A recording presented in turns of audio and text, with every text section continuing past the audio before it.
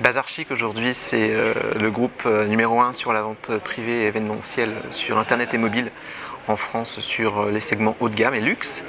Sa vie, son œuvre, c'est une existence depuis 10 ans sur le web, depuis 6 ans sur le mobile et un volume d'affaires en 2014 de 80 millions d'euros.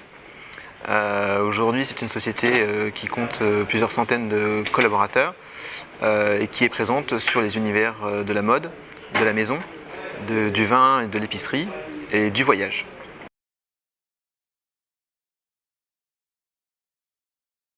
Le mobile chez Bazarchic, comme je le disais, ça a 6 ans. Au début, c'était externalisé et puis quand on a vu les usages se développer, ça a été internalisé il y a à peu près 2 ans. Ce que ça a changé et la place que ça a aujourd'hui, la place de l'audience déjà, première chose.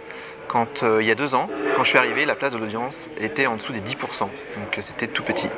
Aujourd'hui, elle est à 60%. Et Noël n'est pas encore passé par là, ça va encore augmenter avec Q4. Donc la place, c'était déjà de prendre les usages. Et ce que ça a impliqué au niveau organisationnel, c'est de passer sur des roadmaps beaucoup plus courtes. Et donc toutes les 3 semaines, on soumet aujourd'hui, comme le feraient des applications comme Facebook et comme Twitter, donc vraiment très mature sur ce point de roadmap. De l'aligner totalement à une logique aussi sur les équipes de dev, donc des sprints DSI, je dirais, sur les équipes PHP. Et ça a fait travailler sur des projets, ça a permis de devoir se challenger, ça a changé aussi les métiers du design, où en pensant directement, on part du plus petit écran pour aller sur le plus grand écran. Ça nous a obligé à du coup être beaucoup plus synthétique, ça nous a obligé à innover, à avoir des choses qu'on devait faire, ça nous a obligé à devoir beaucoup développer toutes les fonctionnalités qu'on avait sur le .com historique, à les rapatrier sur mobile pour qu'en 2015 on puisse avoir une expérience client fluide et sans couture sur cela.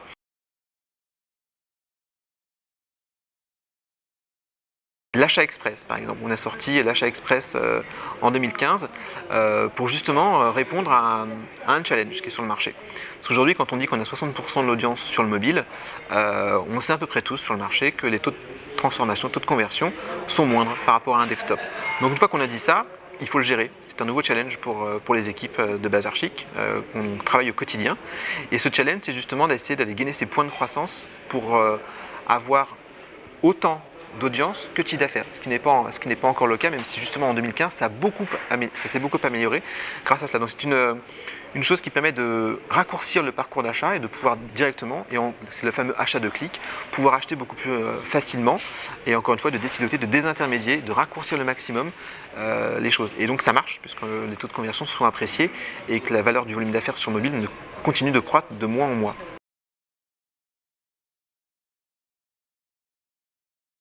La grande différence, ça va être la fréquence. Pourquoi le mobile, on est venu sur les applications il y a 6 ans? Ça a été rappelé ce matin, c'est un chiffre important. Aujourd'hui, si vous n'avez pas d'application, après ça dépend du secteur, mais en tout cas sur les ventes privées c'est hyper important. Si on n'avait pas d'application, on se passerait de 80% du surf sur mobile.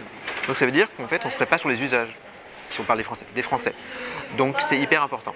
Sur le smartphone, ce que l'on voit, c'est que le panier moyen est un peu moins élevé que sur le desktop, mais que par contre, parce qu'on est dans la poche des gens, pour parler du smartphone, la fréquence d'achat est bien meilleure. Et on observe même aujourd'hui chez Bazarchic qu'on a une partie de nos 7 millions de membres qui sont déjà que des mobinautes. Ils ne viennent plus sur le .com. Donc c'est intéressant pour essayer justement de les capter, de leur raconter une histoire et de gérer toute la pression commerciale qui est très différente d'un canon à email et du desktop, parce qu'on peut être vite intrusif parce qu'on est sur un objet d'autant plus personnel.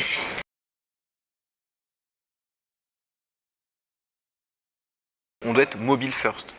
Donc ça veut dire que historiquement, quand on faisait un développement, quand il y a un projet qui sort, on pensait d'abord le desktop, parce que c'était le canal de vente principal il y a encore 2 ans. Aujourd'hui, on doit directement penser mobile.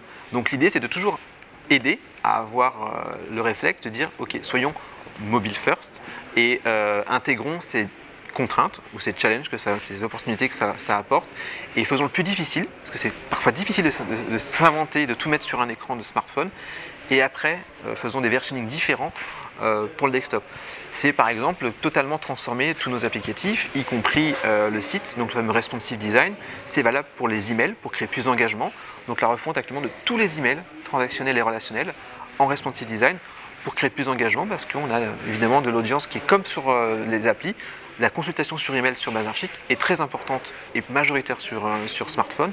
Du coup, on ne doit pas avoir des carcans et des templates qui réagissent à des logiques avec des écrans 16:9.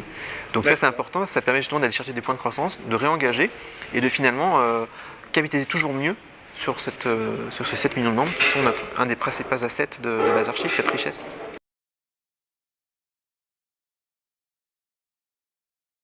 Le prochain gros truc chez Bazarchic, c'est de continuer à irriguer avec cette data. Aujourd'hui, cette first party data, on est en train, toutes les équipes travaillent à l'organiser, à la qualifier et à en faire vraiment un asset qui soit totalement exploitable.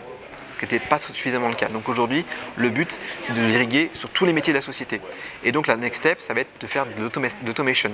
Donc ça fait de l'automation sur d'autres métiers que le marketing, je l'espère, mais aussi l'automation sur du marketing, donc sur mes programmes relationnels et sur mon CRM, mais également sur l'acquisition. Donc oui, on peut peut-être parler d'un projet de DMP pour 2016 chez Bazarchic qui serait une suite logique après toute cette construction data pour gagner encore une fois en maturité, en visibilité. Et l'autre grand sujet, ce sera le cross-device, l'attribution. Pour vraiment pouvoir avoir une visibilité, mettre les bons œufs dans le bon panier entre contribution, cannibalisation et attribution. Et de vraiment pouvoir piloter le fameux Graal du web marketing en 360 avec le bon dashboard qui va bien. Donc il y a beaucoup de machine learning, beaucoup de dashboarding qui vont être faits en 2016 encore pour améliorer cette lecture et toujours faire mieux et toujours améliorer les coûts d'acquisition, améliorer la lifetime value et donc le réengagement.